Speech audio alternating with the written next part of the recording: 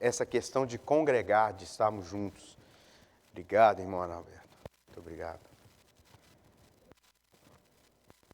Tem um para você aqui também, Herbel. Vou usar um. Muito bem, como cristãos que somos, povo crente, um povo remido pelo sangue de Jesus, nós podemos ver por meio da carta do apóstolo Pedro, no capítulo 2, no verso 9, mas esse ainda não é o texto base nessa transmissão, neste culto, agora pela manhã. Mas lá na primeira carta de Pedro, no capítulo 2, no verso 9 ele descreve que nós, cristãos, igreja de Cristo, nós somos a geração eleita, o sacerdócio real, a nação santa, o povo adquirido de Deus. E tudo isso, segundo o verso, é para um propósito. De fato, não somos isso que o texto está dizendo, mas tem um propósito para as nossas vidas nisso. E o propósito, o verso continua aí dizendo, é para que anunciemos as virtudes daquele quem? O nosso Deus, que nos chamou das trevas para a sua maravilhosa luz. Cantamos algumas verdades disso hoje. Todos os cânticos aqui estão nessa transmissão, neste culto, tem trazido essa temática da união, de estarmos juntos e também de estarmos na luz de Deus, de estarmos firmes nessas promessas dele em nosso coração, sabendo que ele faz todas as coisas segundo o seu propósito. E ele faz por meio da igreja, de cada um de nós. Então, tudo isso tem um propósito, para anunciar as virtudes dele, do nosso Deus, que nos chamou das trevas para a sua maravilhosa luz. Mas aí, em Hebreus, e esse é o texto dessa manhã, os irmãos já podem ir abrindo aí, em Hebreus, e vai ser o capítulo 10 ali de Hebreus. Mas, em Hebreus, os eruditos, estudiosos da palavra, dividem este livro em duas grandes partes, ou essa carta também, que alguns chamam, em duas grandes partes, bem distintas. Sendo a primeira parte, ela é chamada pelos estudiosos de dogmática, ou seja, uma exposição intelectual, expositiva, sistemática da doutrina cristã. E aí vem falando tudo sobre a superioridade de Cristo, e que é compreendida aí desde o capítulo 1, verso 1, até o capítulo 10, verso 18. Essa é a primeira grande parte. E aí tem a segunda parte também, chamada de parte prática para a igreja cristã, para a igreja de Cristo. E aí que contém uma exortação solene, começando a partir do verso 19 do capítulo 10 e seguindo até o fim de Hebreus. Em Hebreus também, depois da primeira parte, onde expõe toda a superioridade de Cristo, que é quem nos transporta das trevas para a maravilhosa luz de Deus, chegamos então na parte prática deste livro, e que traz uma exortação para nos aproximarmos de Deus, e para assim, dessa forma, aproximando de Deus, nós possamos anunciar as virtudes dele por meio da fé, por meio da comunhão. É assim que o mundo começa a entender essas virtudes de Deus na nossa vida, na vida da igreja. Vamos observar que a Bíblia mostra, e aqui está muito claro isso, que não adianta só essa parte intelectual, mas que também é necessário ter prática. A carta ali de Tiago vai dizer isso também. Não podemos ser só ouvintes da palavra, não é isso que diz lá? Temos que ser praticantes da palavra. É uma exortação para todos nós. E aí, dito isso, vamos meditar nessa exortação, a fim de que não apenas falemos como cristãos, mas principalmente que vivamos como cristãos, que as nossas atitudes revelam as virtudes de Deus. Então eu peço a gentileza de me acompanhar aí na leitura da palavra de Deus, mesmo assentados como os irmãos estão e irmãs, mas com toda reverência, né, à palavra de Deus, Hebreus 10, de 19 a 25, onde começa toda uma exortação, uma instrução para as nossas vidas. Verso 19. Tendo, pois, irmãos, ousadia para entrar no santuário, pelo sangue de Jesus, pelo novo e vivo caminho que ele nos consagrou, pelo véu, isto é, pela sua carne, e tendo um grande sacerdote sobre a casa de Deus, cheguemo-nos com verdadeiro coração, com inteira certeza de fé, tendo os corações purificados da má consciência e o corpo lavado com água limpa. Retenhamos firmes a confissão da nossa esperança, porque fiel é o que prometeu. Verso 24. E consideremo-nos uns aos outros,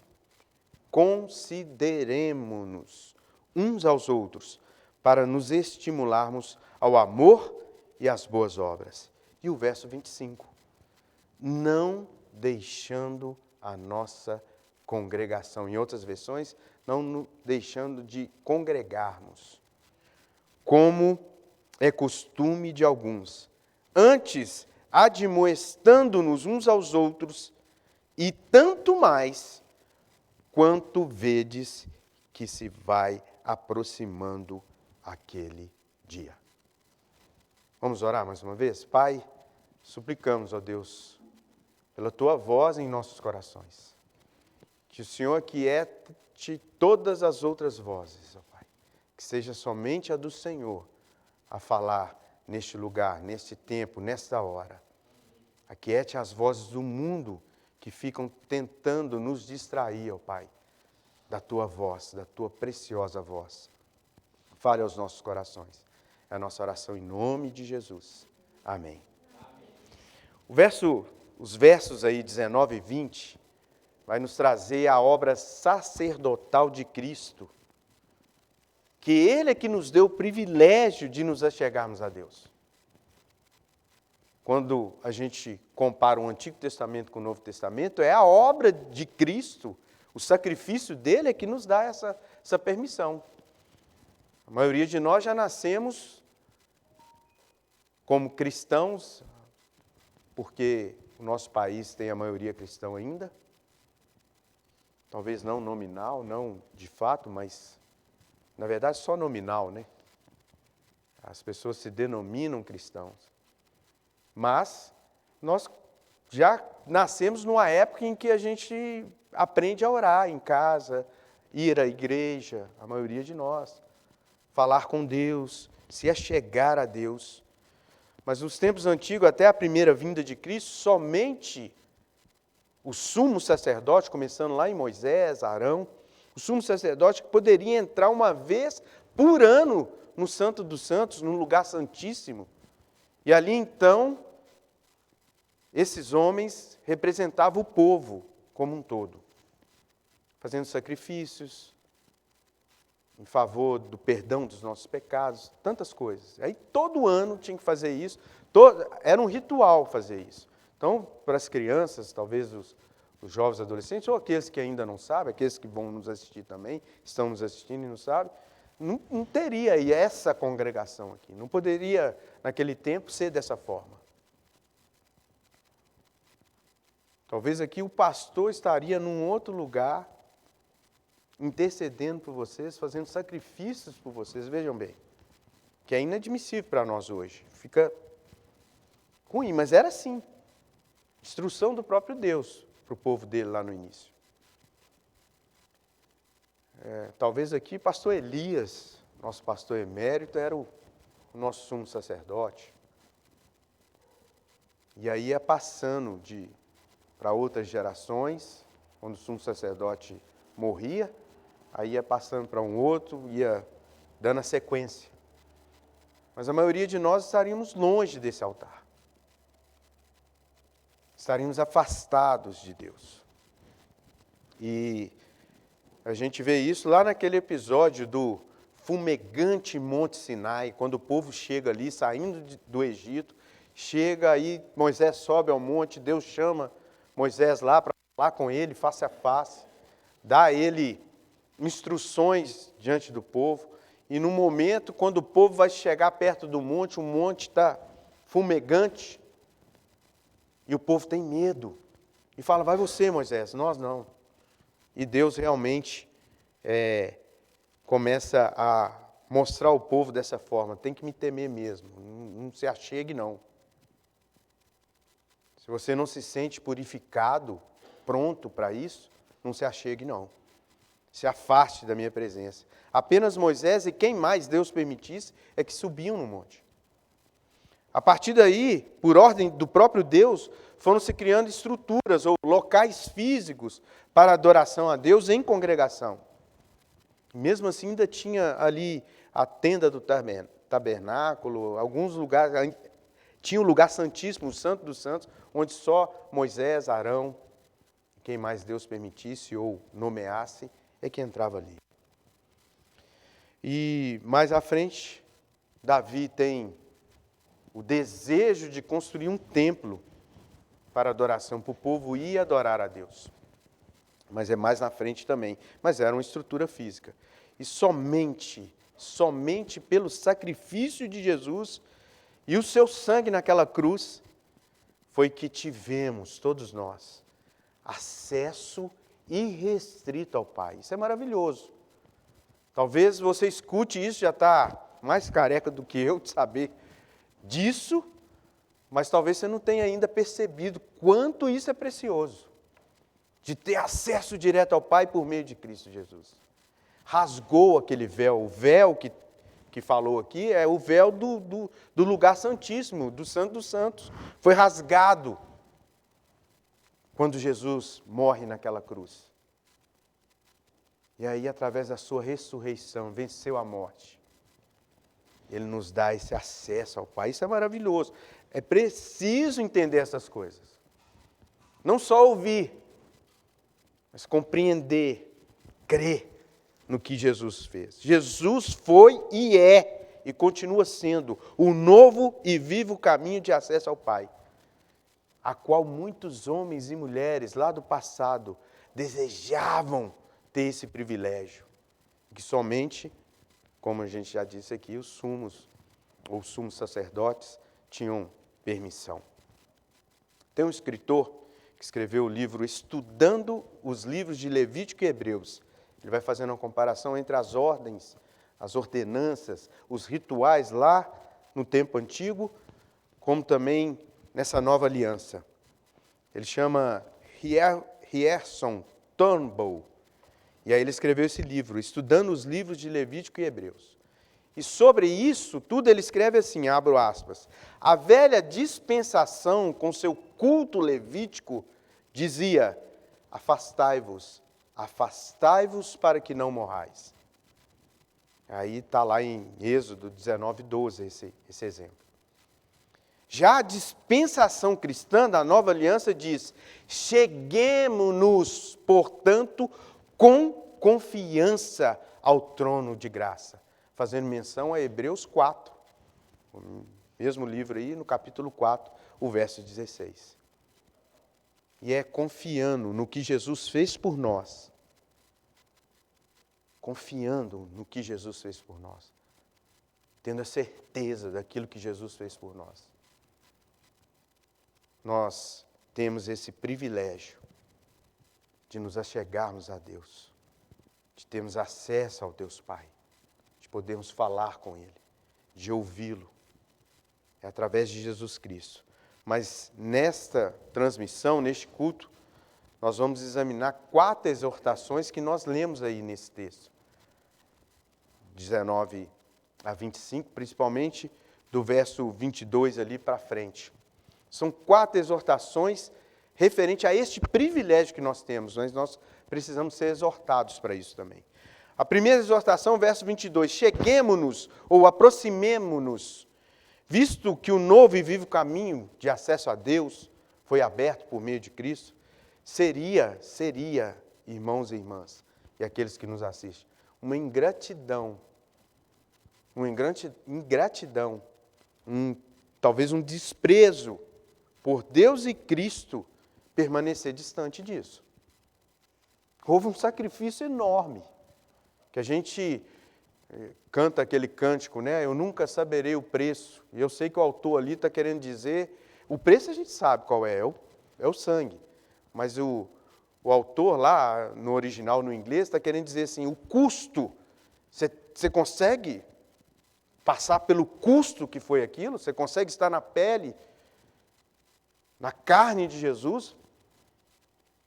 Quando a gente assiste aquele filme A Paixão de Cristo, não sei quantos aqui já assistiram, do Mel Gibson, algumas décadas atrás, algum escritor, um estudioso, um teólogo aí, não sei se foi John Stott ou Billy Graham, fala, isso aí é o que chegou um pouquinho do que Jesus passou por nós.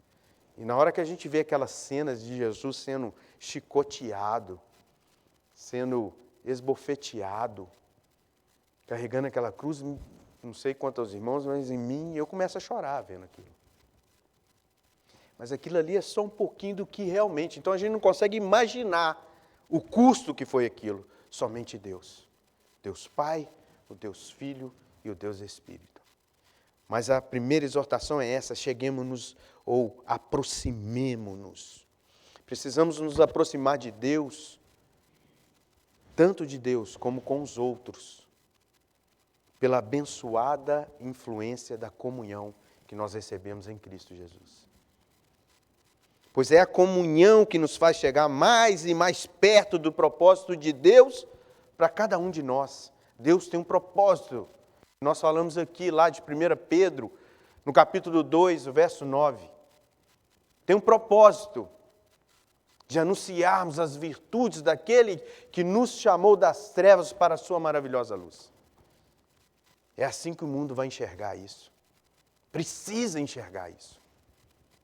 Mas essa comunhão aqui é simplesmente um ensaio disso tudo. É o aprendizado disso tudo. E aí nós precisamos ver isso, sabendo que Ele, como diz lá no Salmo 145, verso 18, sabendo que Ele está perto dos que o invocam em verdade. Mas quando nos chegamos ou nos chegamos a Deus, devemos considerar 4 aspectos importantes. Nessa primeira exortação tem 4 aspectos importantes, vou passar rapidamente. Primeiro, um coração sincero, é o que o verso está dizendo aí, o verso 22. Um coração sincero, verdadeiro coração, como diz essa versão. Tem que ser um coração autêntico. Deus sonda os nossos corações, irmãos e irmãs. Ele sabe quando nós nos achegamos a Ele somente para pedir. E no momento que as coisas estão bem, nós vamos dando passos para trás.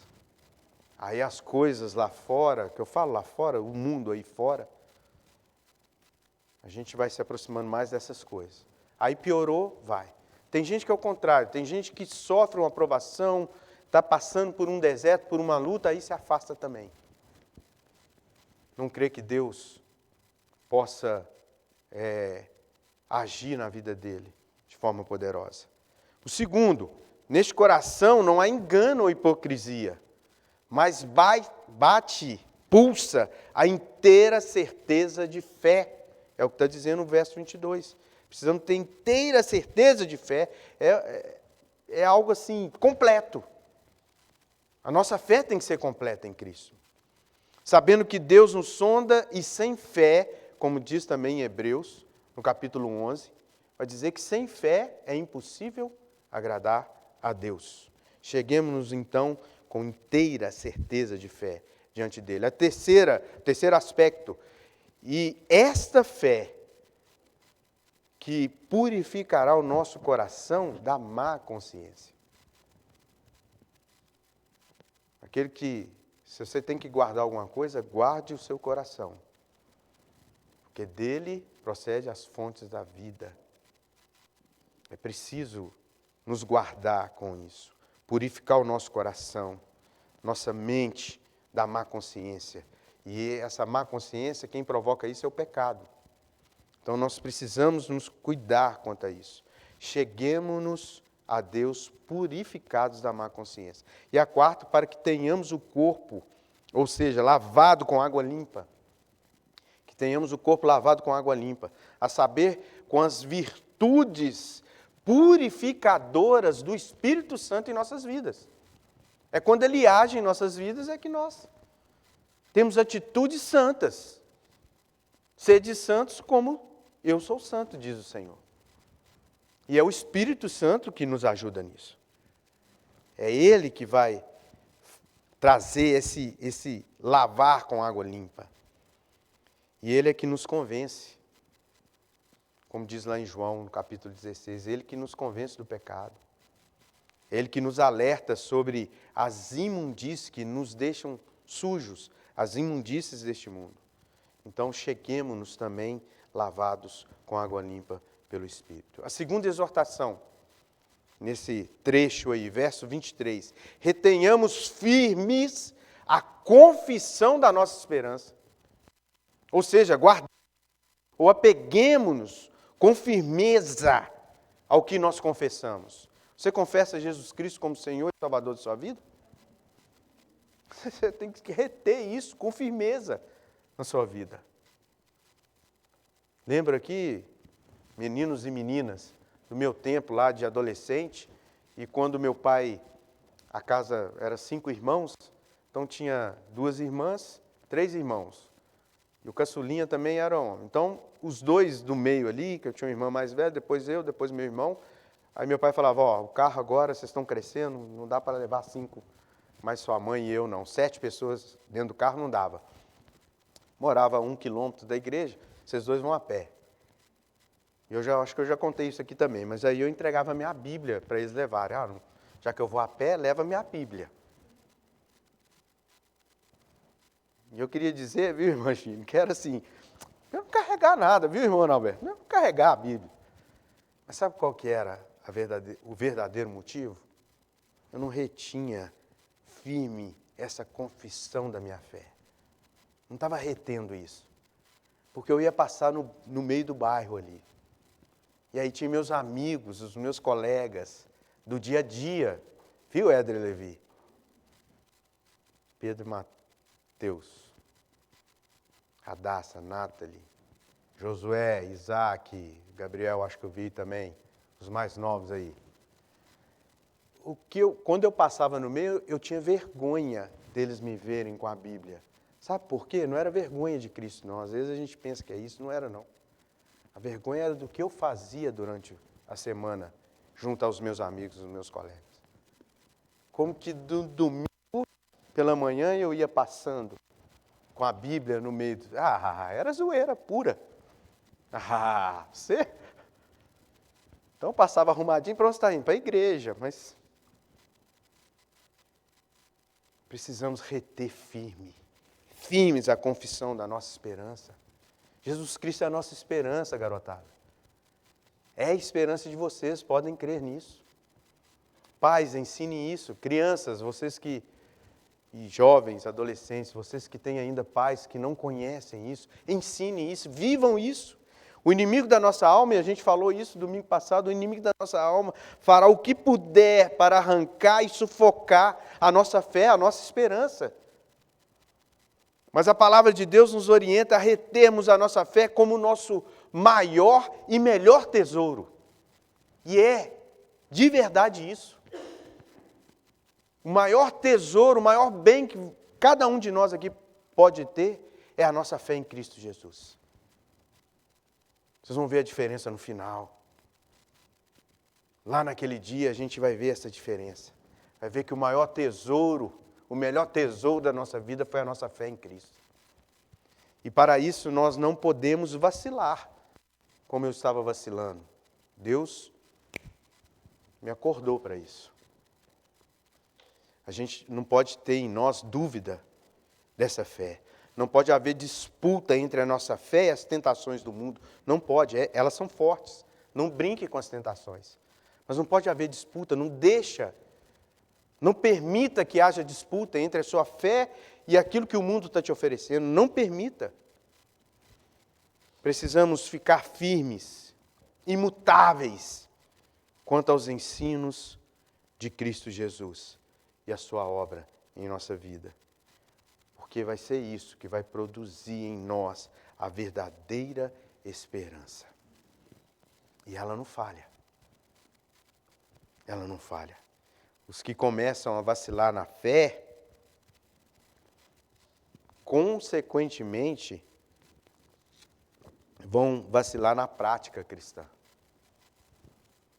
E aí, saibam disso, cada um de nós aqui.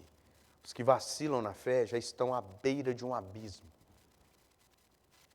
enorme e fatalmente irão cair. Não vacilem na fé em Cristo Jesus. Não tenham dúvida disso. Ele é poderoso para fazer infinitamente mais em nossas vidas, segundo o poder dele que opera em nós. Creiam nisso.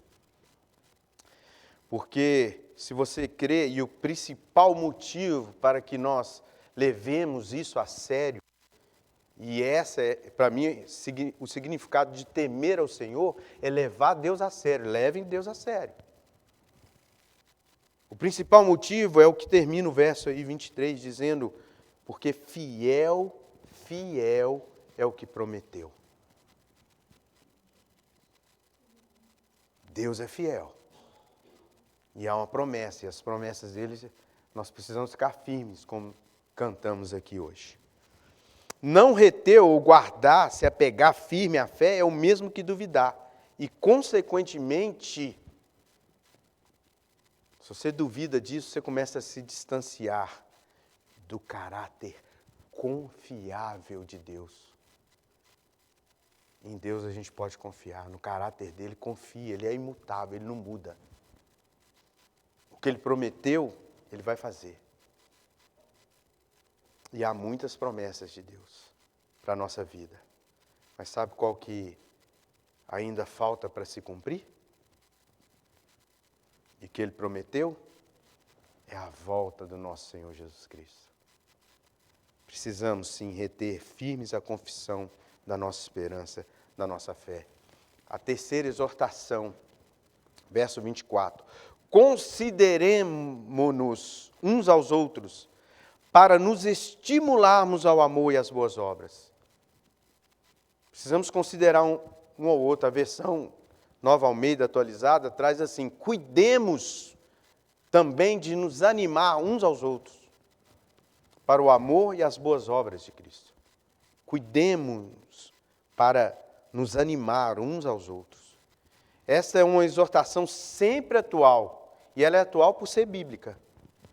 Porque tem muita gente aí dizendo para vocês aí, jovens e adolescentes, crianças aqui, vocês vão escutar muito isso, que isso aqui já é ultrapassado.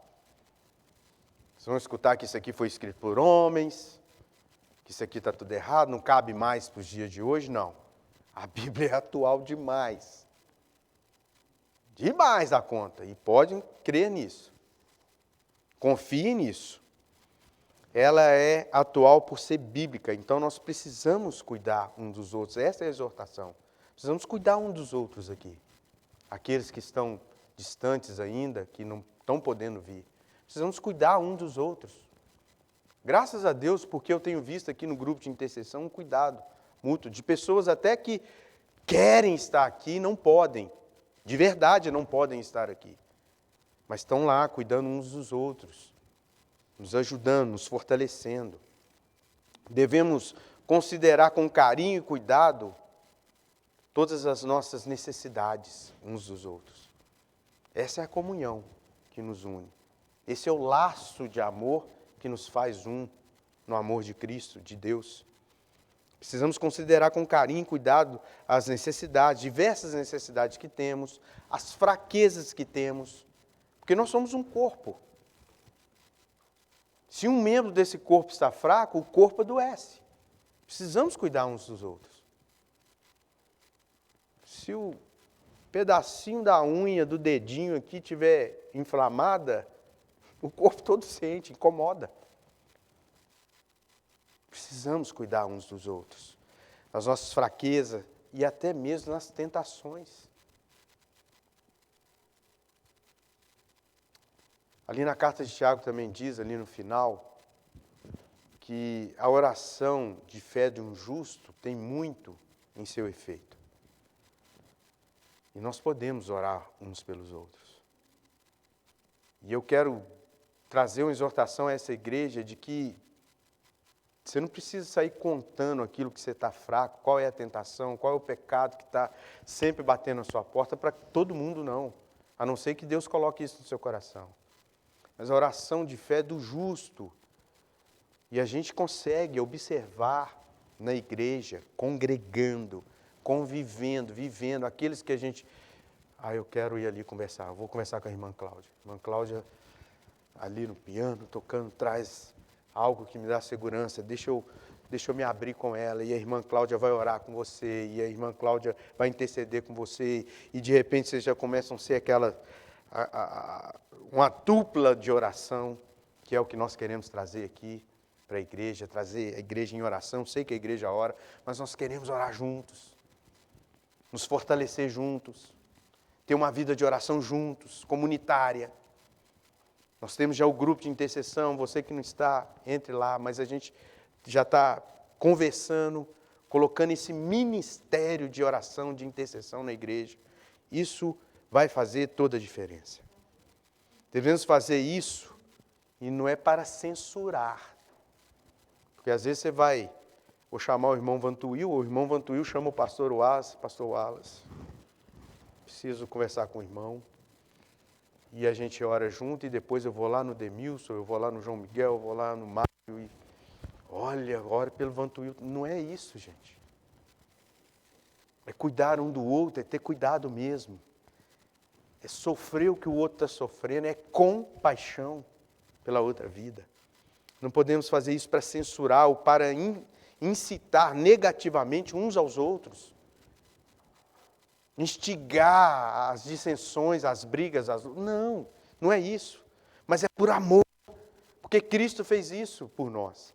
E para que haja o estímulo ao amor e às boas obras que cumpre a cada um de nós, a cada cristão.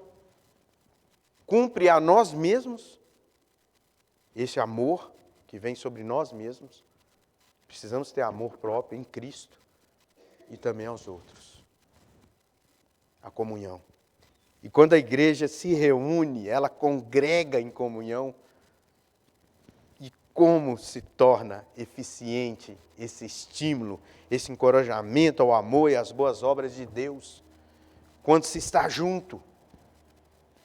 Aquilo que o irmão Heber estava falando aqui na direção do culto. Como é bom ver o rosto de cada um, mesmo com a máscara. Isso, nós não fomos feitos para isso. Mas talvez haja tanto distanciamento de Deus que as coisas venham acontecendo. E a terra inteira sofre por se distanciar de Deus. Mas como é bom ver o rosto das pessoas. Como seria bom, como o irmão Heber colocou, se a gente pudesse se abraçar. Ainda não pode. Cautela com tudo isso. Temos aqui, o cuidado da igreja, dos irmãos e irmãs da igreja. A gente está aí separando os bancos para ter distanciamento. Estamos com álcool em gel. Estamos com um termômetro ali fora. Estamos seguindo um protocolo. Mas como é bom ter isso aqui. E a gente precisa encorajar você. Eu sei que tem muita gente temente a Deus que queria estar aqui. E não pode, de fato não pode. É perigoso para alguns. Mas eu sei que tem muita gente que não. Que poderia estar aqui.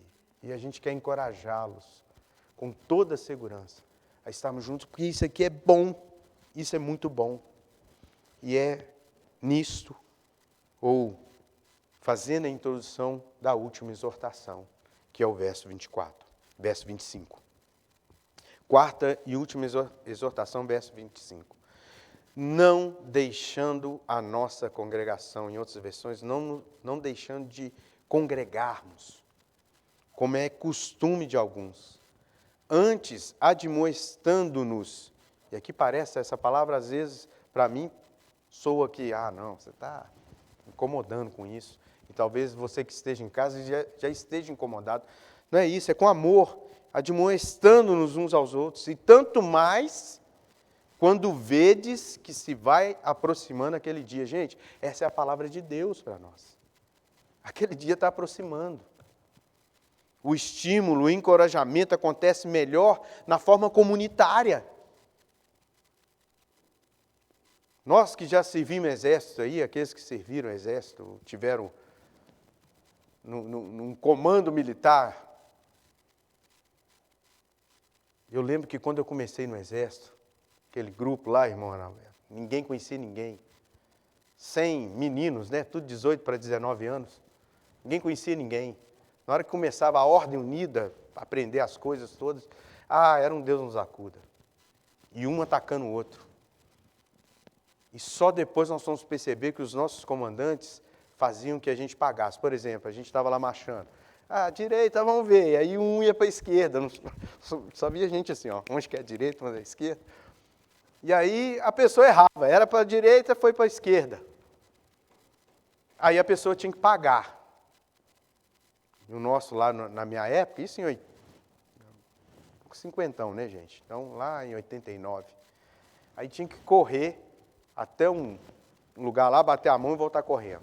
Aí, de novo, a pessoa ia lá e errava. Tinha problema com direita e esquerda, para onde que é? O cérebro dele colava as placas, como dizia lá. E aí, de novo, ele errava. Falou, não, agora vai todo mundo. Mas como assim? Quem errou foi ele, por que eu tenho? Vai todo mundo. Aí corria até num lugar e voltava. Miserável, errava de novo. Agora ele fica e vai todo mundo. Isso vai trazer ódio. Isso vai trazer raiva, e no momento era isso. Até que na quarta vez, você via todo mundo em volta dele. É aqui, ó, segue da frente, faz isso, vamos nos unindo, vamos sendo disciplinados à união. É isso que acontece aqui. Eu vejo isso. O nosso comandante é Cristo. E Ele nos diz para congregarmos, para estarmos em comunhão o tempo todo. Esse estímulo do amor de Deus é comunal, ou seja, no dicionário lá vai dizer que pertence a 2 ou mais de 2. E aqui me vem em mente Mateus 18, 20, que nós começamos o culto desta manhã falando disso. Mateus 18, 20. Porque onde estiverem 2 ou 3 reunidos em meu nome, aí eu estou no meio deles. Meus irmãos, podemos sim, de forma tecnológica, estarmos reunidos em nome de Jesus? Podemos. E estamos. Mas como é bom isso aqui. Como é bom conviver com os irmãos. Está claro em vários textos bíblicos de que Deus nos fez para nos relacionarmos. E este é um deles, esse texto. A igreja tem como sinônimos as palavras corpo de Cristo, rebanho, família, que remetem a mais de um. Que remetem a um grupo. Estar juntos. Aqui mostra que é a vontade de Cristo que os seus discípulos se reúnam. Se reúnam para ouvir e participar da adoração, de prestar um culto a Ele, ao nosso Deus, por meio de Cristo. Apocalipse mostra muitas vezes falando da reunião do povo de Deus, dos anjos, todos juntos, congregados diante do trono de Deus, cultuando. Temos exemplo no Antigo Testamento, Neemias e Esdras. Esses 2 livros vão mostrar quando o povo está voltando do exílio, que eles começam a reconstruir a cidade e reconstruem também depois, posteriormente, o templo. E que o povo se congregava juntos, homens, mulheres, adultos, idosos, crianças. E quando a palavra de Deus era aberta lá, o livro foi aberto diante deles, eles ficaram horas em pé, todo mundo, ouvindo e chorando, de ouvir a palavra de Deus e reconhecendo, nós pecamos. E essa noite, se Deus permitir, nós vamos trazer esse tema do pecador arrependido. Salmo 51. Aqui mostra a vontade de Deus e a gente vê isso. Também na igreja do primeiro século, com os apóstolos, que era dirigida pelos apóstolos, Também acontecer essas reuniões e cremos pela exortação da palavra, que é isso que deve acontecer em todas as épocas. Atos 2,46 diz, e perseverando unânimes, todos os dias no templo, e partindo o pão em casa, comiam juntos com alegria e singeleza de coração. São instruções, são exortações, isso que nos ensina. A congregação dos santos é uma grande ajuda, meus irmãos e irmãs, para a firmeza da fé, da perseverança, do compartilhar, da alegria. É júbilo. Imagina um coral, quando puder ter um coral aqui, as vozes, unindo com a igreja, com a congregação toda. Isso mexe com a gente. Isso nos faz bem. Isso nos faz bem. Precisamos que os nossos corações sejam mutuamente fortalecidos. E a congregação, quando se congrega, isso acontece. E eu sei que com a tecnologia nesse tempo de pandemia, esse tempo, podemos fazer muitas coisas pela tecnologia, pela transmissão, muitas coisas mesmo distantes uns dos outros. Mas o que eu gostaria de deixar como alerta aqui é que o não congregar pode trazer muitos prejuízos espirituais para a nossa vida. É certo que quando assistimos os cultos, eu estou falando de mim mesmo, quando assistimos os cultos em nossas casas, num sofá, numa cama, onde quer que seja, é certo que pode ocorrer distrações com muito mais facilidade. Podemos desviar o foco. Podemos estar assistindo um programa de televisão e está chegando a hora do culto. Mas aquele programa está tão bom. Isso vai fazendo com que nós distanciemos dessa união, dessa comunhão, deste congregar com Deus. E isso pode ser um erro grave.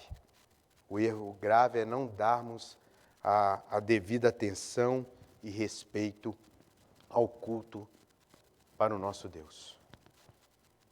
Já caminhando para o final, Orton Wiley diz que, abro aspas, o culto público é uma necessidade da vida cristã.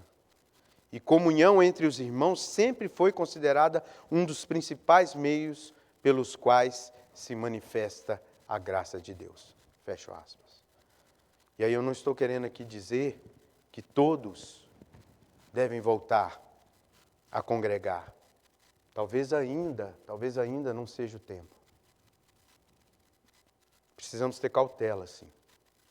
Mas creio que em breve a maioria estará vacinada, os riscos vão diminuir. E graças a Deus eu digo, o tempo de voltar a congregar está chegando. E aí para aqueles que estão nos assistindo de fora, o tempo de congregar, de estarmos, como o Heber colocou, o templo cheio aqui, está chegando.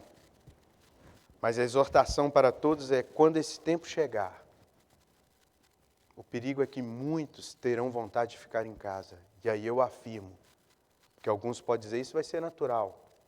Eu sei que transmissão, né, João e toda a equipe, Giza, isso aí não vai poder parar mais. É certo disso. Mas eu quero dizer que o não congregar, isso não é algo natural. Não pense que vai ser natural isso. Na verdade, deixar de congregar, isso já está sendo um mal sobrenatural. Atentem para isso. Não entre nessa conversa de que vai ser algo natural. Não vivam isso. De fato, isso já é um mal sobrenatural. Isso é ação do nosso inimigo na nossa carne. Porque a Bíblia diz que a carne inclina para as coisas da carne. E a inclinação para as coisas da carne, diz a Bíblia, termina em morte. Morte espiritual. Também demonstramos aqueles que não têm comorbidades, os que não têm, e que precisam, por exemplo, ir trabalhar, que é necessário também. E outros que até saem de casa por outras coisas.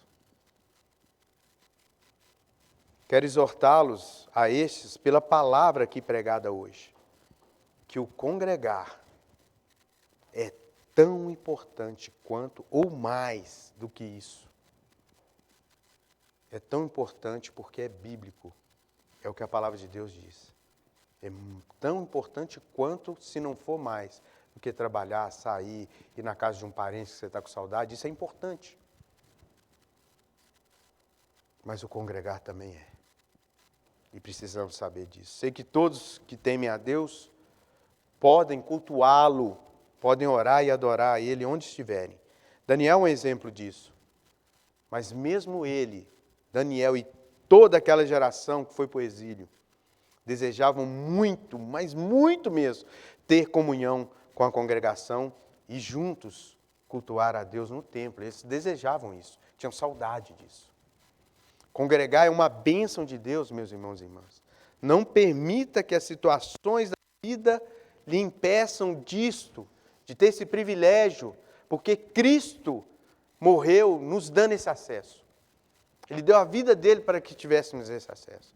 Tenho certeza de que os que temem a Deus gostariam, aqueles que temem e não podem, gostariam de estar aqui reunidos em comunhão. Mas por uma condição de risco, não podem nem sair de casa. Mas novamente a admoestação final, com base no verso 25, é para que você, que pode e talvez não tenha usado dessa situação, sem motivo algum, para não congregar. Isso você precisa levar a sério. Essa é a admoestação com amor. Leve isso a sério. Se você não tem nenhum motivo, simplesmente porque tem não é comorbidade, mas a comodidade de estar em casa, isso precisa ser revisto. Precisa ser revisto. Saiba que pode chegar o dia que isso, o congregar, ficará apenas como um desejo na vida das pessoas. Um desejo com muita saudade. Pode chegar esse tempo para a gente, que nós nem poderemos nos reunir. Por outros motivos, talvez. E aí a gente vai ficar com aquela saudade. Sabe quando Davi estava com saudade da água lá do poço de Belém, e 2 soldados foram lá pegar água para ele? Ele falou, meu Deus, que é isso? Vocês arriscaram a vida? Talvez a gente vai ficar com saudade de Bela Vista, de congregar, de ver o rosto dos irmãos. Então, meus irmãos, hoje é o tempo, está chegando o tempo, e graças a Deus por isso, de congregar. Para encerrar mesmo, agora concluindo, porque já chegamos no horário. E como aplicação a essa palavra, eu queria trazer um fato que eu ouvi mesmo, fui testemunha de 2 irmãos que conversavam.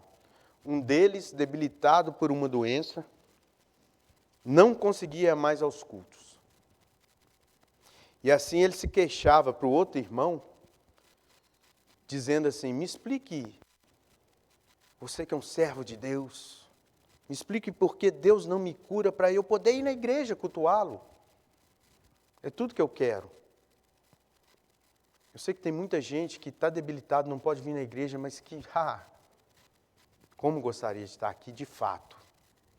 Mas não era o caso desse irmão, porque eu ouvi a conclusão dessa conversa. Então outro irmão lhe respondeu o seguinte, mas meu irmão, eu me lembro dos tempos de boa saúde, quando todos nós podíamos ir aos cultos para adorar a Deus e ter comunhão com Ele e com a igreja. E você sempre preferia ficar em casa. Sempre tinha uma desculpa para você ficar em casa e não ir à igreja. Talvez, e é o que eu ouvi desse irmão mais velho falando com o irmão mais novo, talvez seria incoerência com Deus suplicar isso a Ele agora que você está doente. E aí ele falou assim, Deus é muito inteligente. Não zombe de Deus. Deus criou a inteligência humana. Deus está acima disso tudo. Não zombe de Deus. De fato, devemos verificar e temer que aquele dia vem se aproximando. Por isso, amada igreja, não tentem de forma alguma, em nenhum momento, zombar de Deus, enganar a Deus. Gálatas 6:7 diz, não se engane, de Deus não se zomba, pois tudo que alguém semear, também colherá, ceifará. Que cheguemos a Deus com coração sincero, verdadeiro, que retenhamos firme a nossa confissão da nossa esperança, que consideremos uns aos outros em todo o tempo e que não deixemos de congregar. Que Deus nos abençoe. Vamos orar? Assentados mesmo como os irmãos estão. Pai, eu quero te agradecer pela tua palavra. Ela é que nos ensina todas as coisas. É ela que nos dá direção, Pai. É ela que fala aos nossos corações quando às vezes pensamos que estamos corretos nas nossas decisões.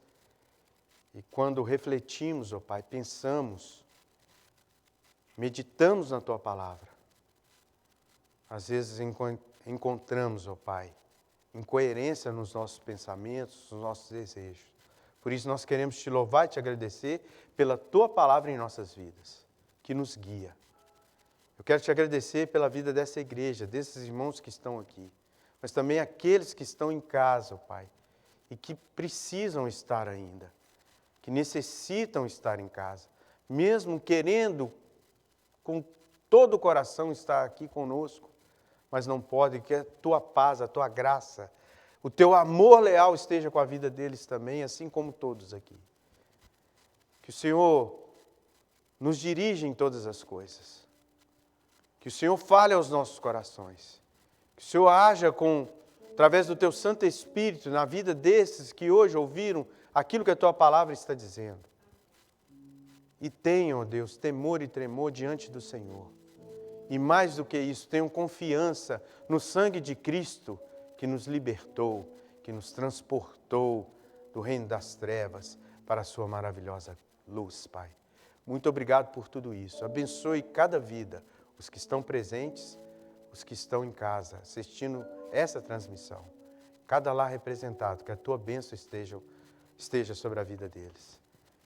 E que o amor, o santo amor de Deus Pai, e que a graça, a maravilhosa graça do nosso Senhor Jesus Cristo, e que as consolações, as benditas consolações do Espírito Santo da promessa, seja com a tua igreja aqui, ó Pai, Bela Vista, e com toda a tua igreja espalhada pela face da terra, hoje e para todo sempre. Amém.